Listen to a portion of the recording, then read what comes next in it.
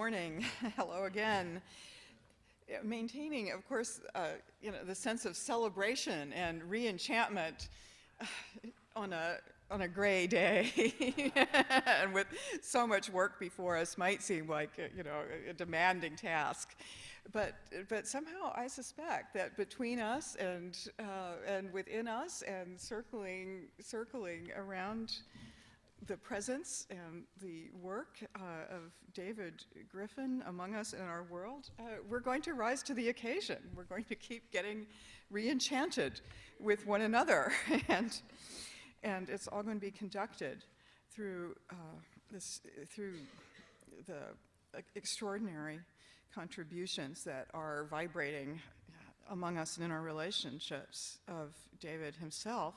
I'm delighted now just to briefly introduce Marcus Ford. I take it we all are pre-introduced from last night, but just know that Marcus is an extraordinary thinker of the kind whose thought just can't resist changing the world, moving into action in extraordinarily concrete ways, though he begins as a scholar of William James in Whitehead, trained by especially David Griffin, and always working closely with him.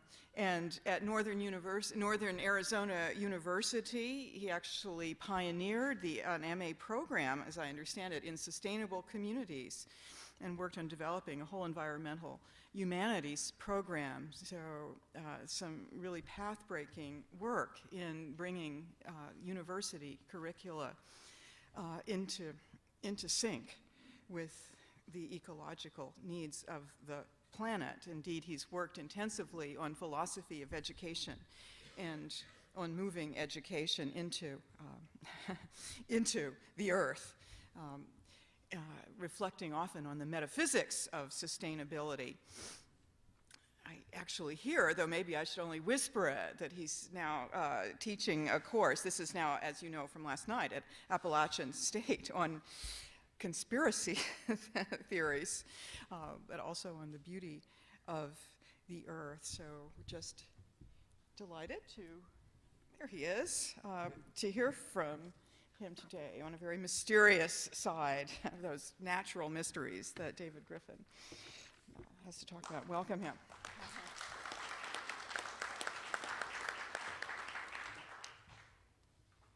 Well, thank you, Catherine. I like that introduction of myself. I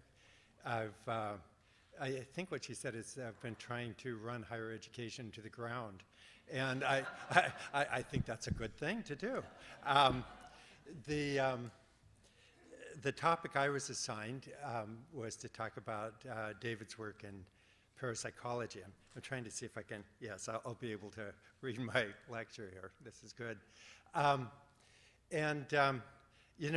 When I was thinking about all of his many interests and all of his many books and the good work he's done, I think that basically there's two communities that know David. And there's the sort of religious, philosophical community that knows, 10 or 15 of his books, and then there's the 9/11 community that knows the other 10 or 15 of his books. And I think that for many in the 9/11 community, they're a little embarrassed by the fact that he's also a theologian.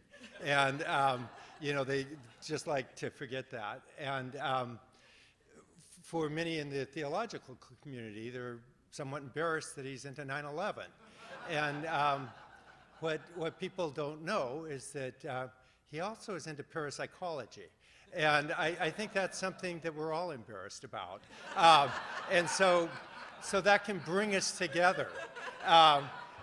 Because, David has this way of pursuing topics that interest him.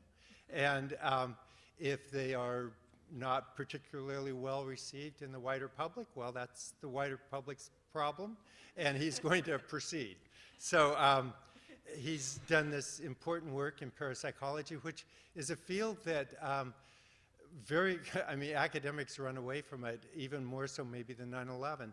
And it's very important work. And when Catherine was talking last night, and she was saying that she thought his work on theodicy and evil was the linchpin of his work. And when I was writing my paper, I said, you know, the real linchpin of his work is parapsychology.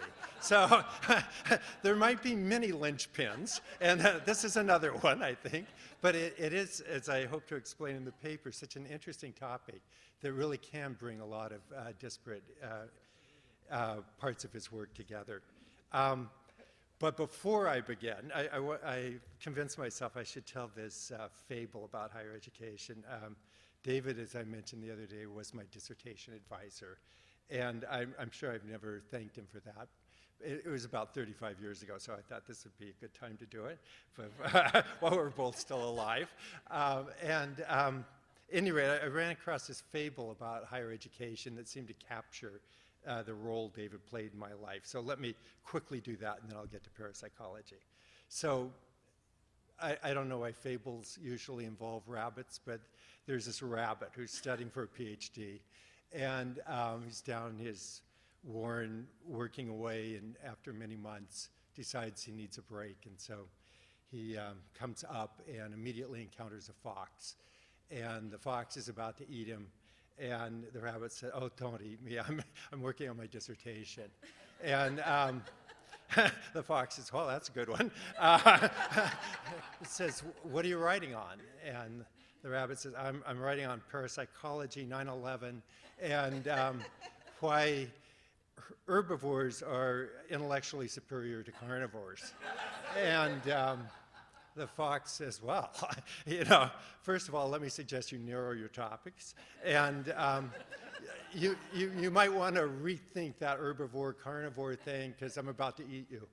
And the rabbit says, "Well, you know, you should look at my data. I've got some pretty good data on this." And the fox says, "Well, I'm an empirical sort of guy. Let me see what you got." So the fox goes down the rabbit hole with him, and fox is never seen again. The rabbit goes back to work on his dissertation. And he's almost done, needs another break, comes up, runs into a wolf. And same sort of problem. The wolf's about to eat him, and the rabbit says, "Oh, God, I'm on my last chapter. Please don't eat me." And the wolf says, "Well, what are you working on?" And he says, "I'm working on why herbivores are intellectually superior to carnivores." And the wolf says, "Well, I don't know about that one, but let's see what you got." So goes down the rabbit hole, never seen again. The rabbit finishes up his dissertation, successfully defends it, has a big party, and all these rabbits are saying, "How'd you do it?" You know? And he says, "Well, here, let me show you." So all the rabbits go over to his little warren and goes down there, and there's a big pile of books and an old typewriter and a big pile of fox bones and a big pile of wolf bones. And then over in the corner, there's this big lion. And the rabbit says, "I'd like you to meet my dissertation advisor." And that was David. David was my dissertation advisor. And so the moral of the story is it doesn't really matter what your thesis is, and it doesn't really matter what your data is. The only thing that's important is who's your dissertation advisor. They'll get you through anything. So thank you very much for that. Anyway, so now the paper. So the paper's on psi phenomena, and psi phenomena, any kind of parapsychological phenomena, and the Whiteheadian century. David Griffin is famous in Whiteheadian circles for his prediction that the 21st century will be the Whiteheadian century. We have 88 years to see if he's correct about that. If he is, it'll be in no small part because he worked to make it so. One of the ways in which he has labored to make this the Whiteheadian century is by illuminating the metaphysical implications of psi phenomena, which are typically dismissed by philosophers and other well-educated people as simply impossible. Griffin's work in this area is less well known than his work in other areas, and this is regrettable because parapsychology might be the primary route by which Whitehead's constructive postmodern thought becomes known and accepted in the United States. This judgment requires some explanation. There is an enormous body of evidence for the reality of direct mind-to-mind communication, or mental telepathy. Distant viewing or clairvoyance, psychokinesis, the ability to move objects with only the use of your mind, out-of-body experiences, and the channeling of past lives. For over 100 years, the British Society for Psychical Research and the American Society for Psychical Research have been scrupulously documenting these kinds of events, and for almost as long, researchers associated with universities have sought to replicate psi phenomena in laboratory settings. Tens of thousands of individual subjects have been involved in various well-designed and carefully monitored experiments. Currently, research on paranormal events is being conducted in over 30 countries. In addition to the research that is being conducted for purely scientific purposes, there's also been psychic research carried out for its potential military applications. For 24 years, the CIA and the Defense Intelligence Agency teamed up with private researchers to explore the uses of remote viewing for military purposes. Some of these studies have been declassified. Physicist Harold Puthoff, who for several years had been with the military intelligence, was the founding director and researcher of this project at the Stanford Research Institute. There is, he said, indisputable evidence for remote viewing, for seeing things directly with the mind and not with the eyes. Among living philosophers, David Griffin is one of the very few who have taken these kinds of events seriously. Several well-known philosophers who are no longer living, including William James, Henry Sedgwick, Henri Bergson, Alfred North Whitehead, C.D. Broad, F.S.C. Schiller, Gabriel Marcel, and a Whiteheadian named Leonard Eslick, have acknowledged the reality of paranormal events, and some, James in particular, devoted a great deal of time exploring this aspect of reality for its metaphysical and societal implications. But very few contemporary philosophers have written about these phenomena. The situation is somewhat different outside the area of philosophy. A number of prominent physicists, including Brian Josephson, David Bohm, and Freeman Dyson, as well as a few biologists and a few psychologists, have found the evidence for paranormal events convincing. I do not mean to give the impression that most physicists or most biologists or most psychologists have embraced the reality of paranormal events. Most have not. And most reject the reality of these phenomena for exactly the same reason that philosophers do. These events are judged to be metaphysically impossible. They do not happen because they cannot happen. Here's how Nicholas Humphrey, a noted theoretical psychologist and peace activist, dismisses the possibility of psi phenomena. In his 1999 book entitled Leaps of Faith, Science, Miracles, and the Search for Supernatural Consolation, he says the only thing that our minds can affect directly are our bodies. And this is because our minds are connected to our bodies by a set of physical pathways permanently in place whose parameters are pre-established by evolutionary history.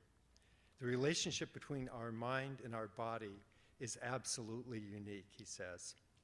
Quote, "The critical point is, of all the beings in the world, our bodies are the only ones," and he puts only in italics, "are the only ones with which our minds can count on as having a relationship anything like this.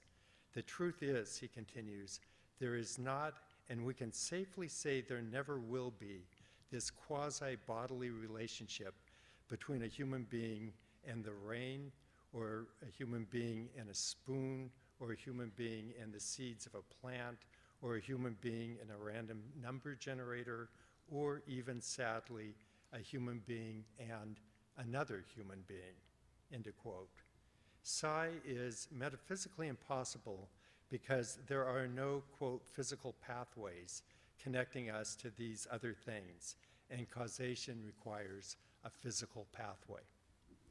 Griffin agrees. A materialistic worldview that limits causation to mechanical interaction renders psi phenomena impossible. At the very heart of psi phenomena is action at a distance.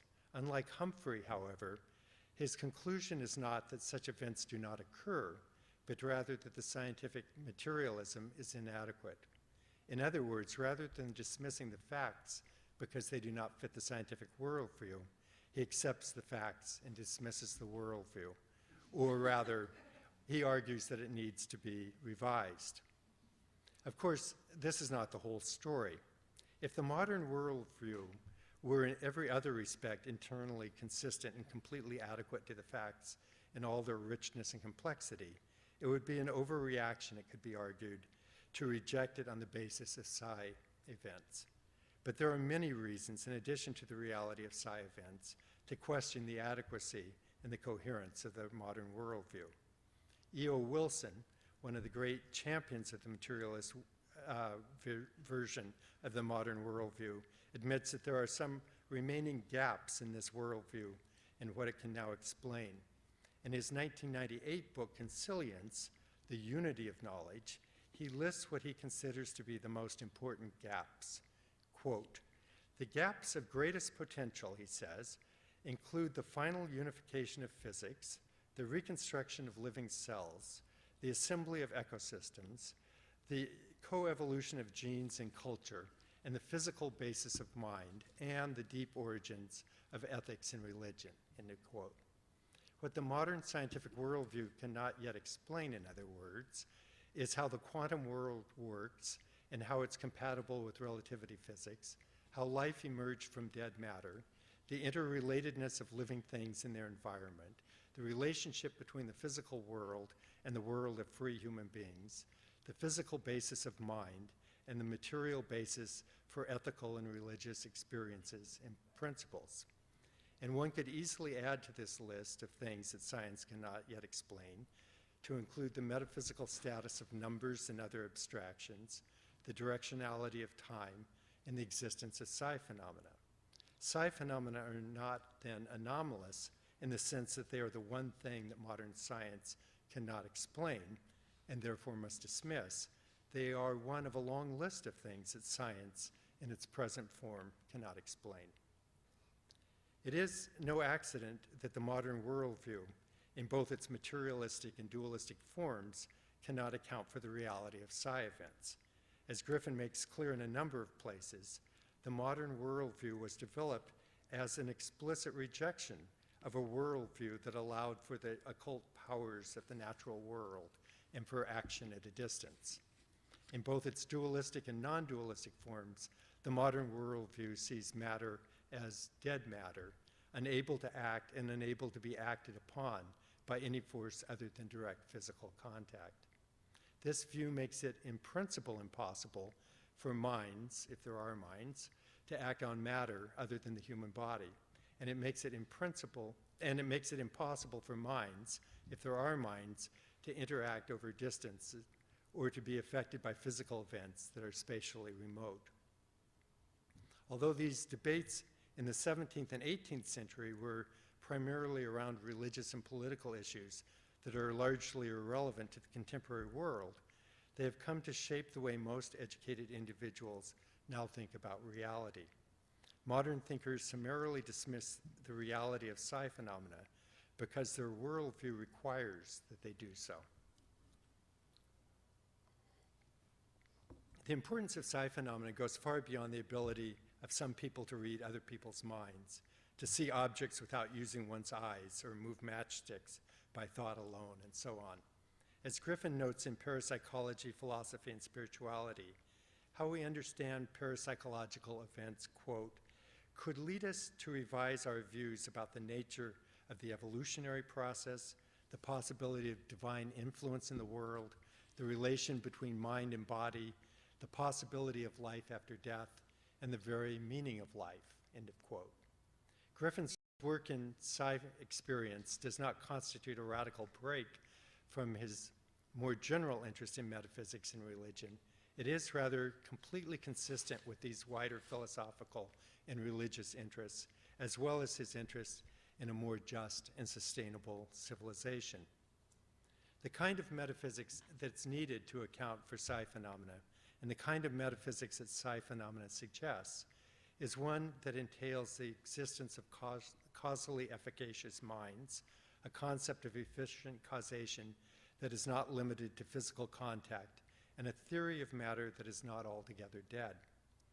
Whitehead's philosophy of organism is just such a metaphysics. Psi phenomena, then, constitutes evidence for the inadequacy of the modern worldview and evidence in favor of a process panpsychic or pan-experientialist worldview. It is not the only type of evidence against the modern worldview and in favor of a process pan-experientialist worldview, but it's an important kind of evidence nonetheless.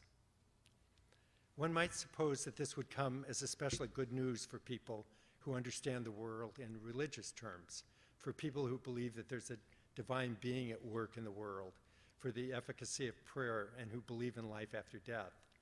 One would think that parapsychological evidence against the adequacy of the modern worldview, which has made these religious beliefs seem impossible, would be exceedingly welcomed by this group. Thus far, this has not proven to be the case. Many religious people have more or less made their peace with the modern worldview, reworking their understanding of religion to fit this paradigm.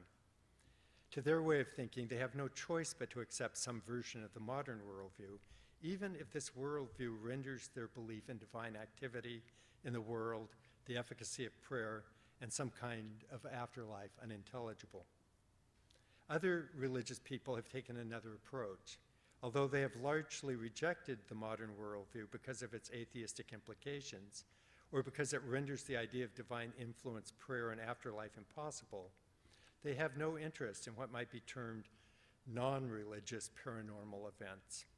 If it's possible for one person to read another person's mind, or to see something far away using only one's mind, without any direct reference to the power of God, and if others can influence the growth of plants or manipulate matchsticks using only their minds, what could stop people from explaining away the miracles that are so central to the world's religions as simply natural paranormal occurrences? For some people today, just as for individuals in the 17th century, parapsychology stands as a challenge to what could be called legitimate miracles, that is, those that are the direct result of a divine supernatural being. Not all religious individuals fall into one of these two camps. There are some people who, like Griffin, see parapsychology as the spiritual science, and who see psi phenomena as clear evidence that the modern scientific worldview can be reconciled with a religious worldview so long as both science and religion are open to setting aside metaphysical doctrines that are unnecessary and unwarranted. If the 21st century following Griffin's prediction in 1998 does indeed become the Whiteheadian century, then the transition from a modern to a Whiteheadian postmodern worldview would likely bring with it a widespread acceptance of psi phenomena. As I have already indicated, the empirical data has long been available. What has been lacking is a worldview that allows these data to be accepted as empirical facts alongside other scientific facts. There's already been considerable interest in Whiteheadian thought by way of both physics and ecology. Psychology is another field that could encourage a worldview friendly to both Whitehead and to psi. The fact that William James, Sigmund Freud, and Carl Jung, three of the most important psychologists of the past century, believed in the reality of psi provides some reason to think that this aspect of reality might become prominent in psychology in the future. Another reason to think that psychology might move in this direction is the recent publication of a book, Irreducible Mind, Toward a Psychology of the 21st Century by Edward and Emily Kelly and others. Here is how the authors describe this textbook. Quote, current mainstream opinion in psychology, neuroscience, and the philosophy of mind holds that all aspects of human mind and consciousness are generated by physical processes occurring in brains. Views of this sort have dominated recent scholarly publication. The present volume, however, demonstrates empirically that this reductive materialism is not only incomplete but false. The authors systematically marshal evidence for a variety of psychological phenomena that are extremely difficult and in some cases clearly impossible to account for in conventional physicalist terms. Topics addressed include phenomena of extreme psychophysical influence, memory, psychological automatism, and secondary personality, near-death experiences and allied phenomena, genius-level creativity, and mystical states of consciousness, both spontaneous and drug-induced. End of quote. This text is dedicated to the great psychic researcher Frederick Myers and draws heavily on his thought as well as of that of William James. This text also devotes several pages to David Griffin and his Whiteheadian explanation for psi phenomena. Should this textbook or a similar book become widely adopted, it's possible that college students will have their first encounter with Whitehead's metaphysics in their introductory to psychology course.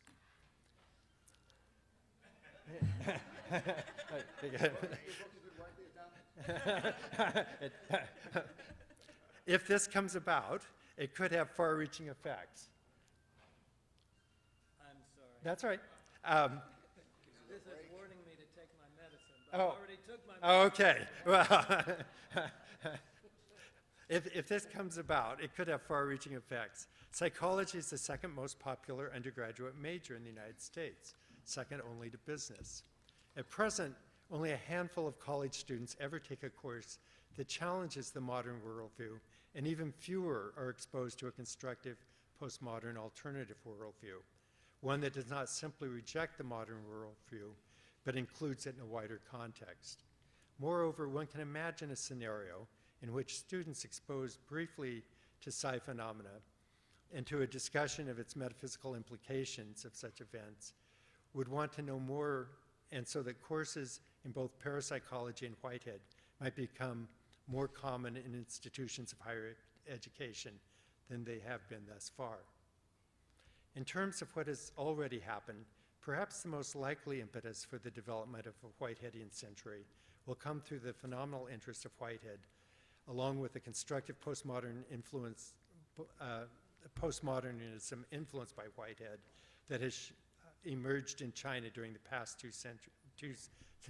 two decades, a development which Griffin also played an important role.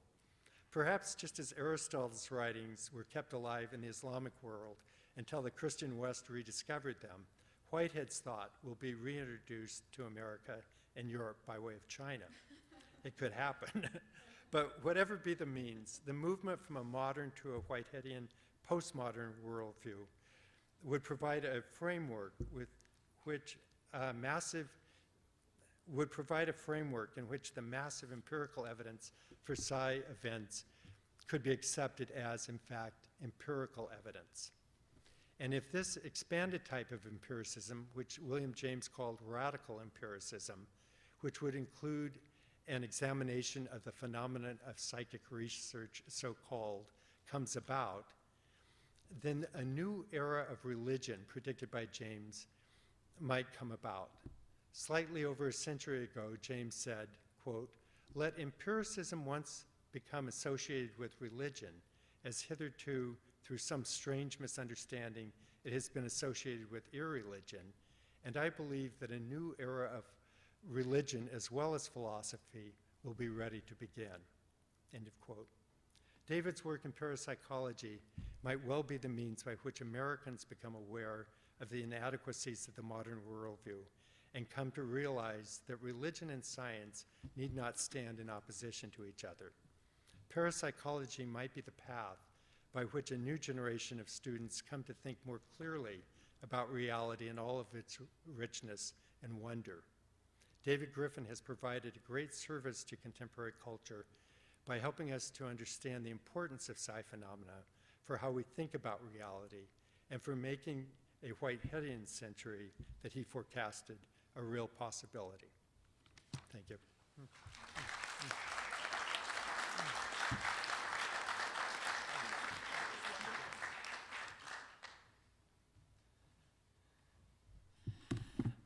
Thank you very much, Mark. You see why I was proud to be his